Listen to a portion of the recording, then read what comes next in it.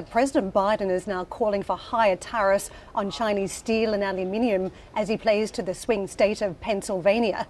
Just tell us what this means in the context of Europe, because the key tariff that he's talking about here, he's suggesting raising it to 25% from 7.5%. That suggests it could slam the door on Chinese metal imports into the United States. Where does that product end up in Europe?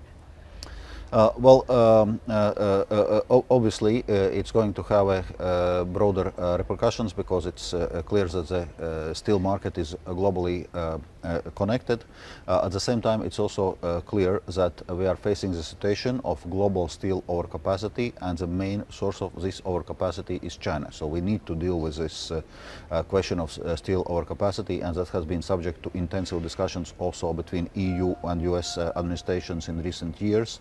And clearly also this announcement will require some further discussions on potential implications and how to mitigate them, also concerning the EU-US steel trade.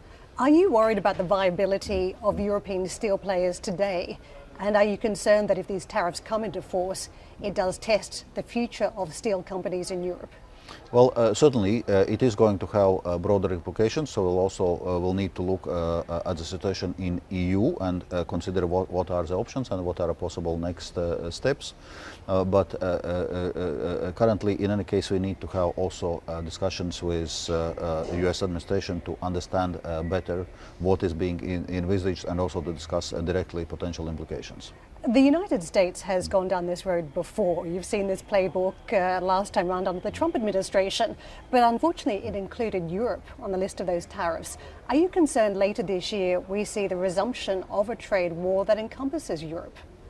Certainly that is a cause of concern, and frankly we are still dealing with those issues related to Trump tariffs, as they are not completely abolished. We are currently having tariff rate quotas on steel and aluminium from US side, and if we talk steel, roughly 20% of European exports to US is actually paying those tariffs. So the issue is actually not fully resolved, but certainly we also note different Trump announcements, and the risk is clearly there.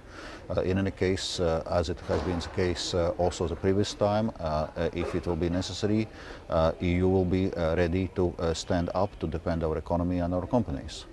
Some remarks from Mario Draghi, the former ECB chief and former Italian Prime Minister, talking about the need for radical change in Europe to remain competitive, saying the US and China are no longer playing by the rules of international trade.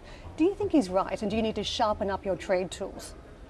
Actually, that's something we had been doing already during the recent years, because indeed it's something which is difficult not to notice, that geopolitical landscape is changing. It's getting more fragmented, it's getting more conflictual. We see weaponization of trade, and so we need to equip ourselves also as the European Union to function in this more conflictual world. And correspondingly, over the recent years, we have substantially strengthen what we call our autonomous trade defense tools to be able to defend our interests and rights in situations where others are not playing by the rules.